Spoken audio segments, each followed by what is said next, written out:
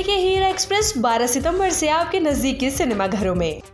France की संसद में सोमवार को प्रधानमंत्री फ्रांसवा बायरू की सरकार ने विश्वास मत खो दिया, जिससे उन्हें पद से इस्तीफा देना पड़ा। यह घटना राष्ट्रपति इमैनुअल मैक्रोन के लिए एक और राजनीतिक संकट को जन्म देती है, क्योंकि उन्हें एक साल में चौथे प्रधानमंत्री की नियुक्ति करनी होगी। नेशनल असेंबली में हुए विश्वास मत में बायरू को 364 मतों से पराजय का सामना करना पड़ा, जबकि 194 सांसदों ने उनका समर्थन किया। यहाँ तक कि उनकी अपनी पार्टी और सहयोगी दल भी उनके प्रस्तावों से सहमत नहीं थे। बायरू ने सार्वजनिक खर्च में कटौती और 2 सार्वजनिक छुट्टियों को समाप्त करने का प्रस्ताव रखा था, जिसे व्यापक विरोध का सामना करना पड़ा।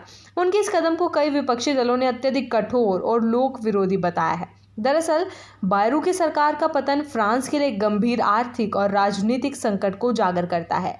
अब राष्ट्रपति इमैनुअल मैक्रोन को एक साल में चौथी बार नया प्रधानमंत्री चुनना होगा, जिससे देश में राजनीतिक अनिश्चितता और बढ़ सकती है। बायरू से पहले मिशेल बार्नियर भी पीएम का पदभार ग्रहण करने के महज 3 महीने बाद पिछले दिसंबर में अविश्वास प्रस्ताव हार गए थे और उन्होंने भी इस्तीफा दे दिया था। फ्रांस में सोमवार को सांसदों ने विश्वास मत में फ्रांसवा बायरू की सरकार गिरा दी। अब राष्ट्रपति इमैनुअल मैक्रोन को एक साल में चौथे प्रधानमंत्री की नियुक्ति करनी होगी। ये स्थिति उनके लिए एक बड़ी चुनौती है, क्योंकि संसद में कोई स्पष्ट बहुमत नहीं है और उन्हें विपक्षी दलों के साथ समझौता करना होगा। ऐसे में विश्लेषकों का मानना है कि मैक्रोन को एक ऐसे नेता की आवश्यकता होगी जो बजट 2026 को पारित करवा सके और देश में राजनीतिक स्थिरता ला सके। विपक्षी दलों ने बायरू की सरकार के पतन को लोकतंत्र की जीत बताया है। फॉर राइट नेता मरीन ले पेन ने तत्काल चुनाव की मांग की है, जबकि सोशलिस्ट पार्टी ने भी नए नेतृत्व की आवश्यकता पर बल दिया है। हालांकि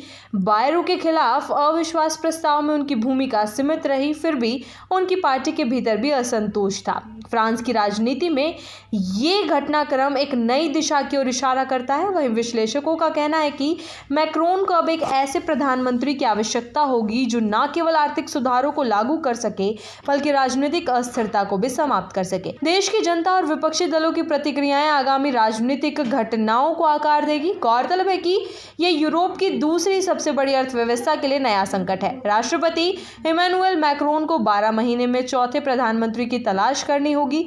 बायरू 9 महीने तक पद पर रहे, अब उन्हें इस्तीफा देना होगा। बायरू को 364 194 के भारी मतों से सत्ता से बेदखल कर दिया गया। उनको अपनी एक बड़ी राजनीतिक भूल की कीमत चुकानी पड़ी, क्योंकि उन्हें उम्मीद थी कि सांसद उनके इस विचार का समर्थन करेंगे कि फ्रांस को अपने कर्जों की भरपाई के लिए सार्वजनिक खर्च में कटौती करनी होगी। बायरू की अल्पकालिक सरकार का पतन फ्रांस के लिए नई अनिश्चितता और लंबे समय तक विधायी गतिरोध के जोखिम का संकेत देता है, क्योंकि ये बजट कठिनाइयों और अंतर्राष्ट्रीय स्तर पर यूक्रेन और गाजा में युद्ध और अमेरिकी राष्ट्रपति डोनाल्ड ट्रंप की बदलती प्राथमिकताओं सहित दबाव वाली चुनौतियों से जूझ रहा है। देखिए हीरा एक्सप्रेस 12 सितंबर से आपके नजदीकी सिनेमा घरों में।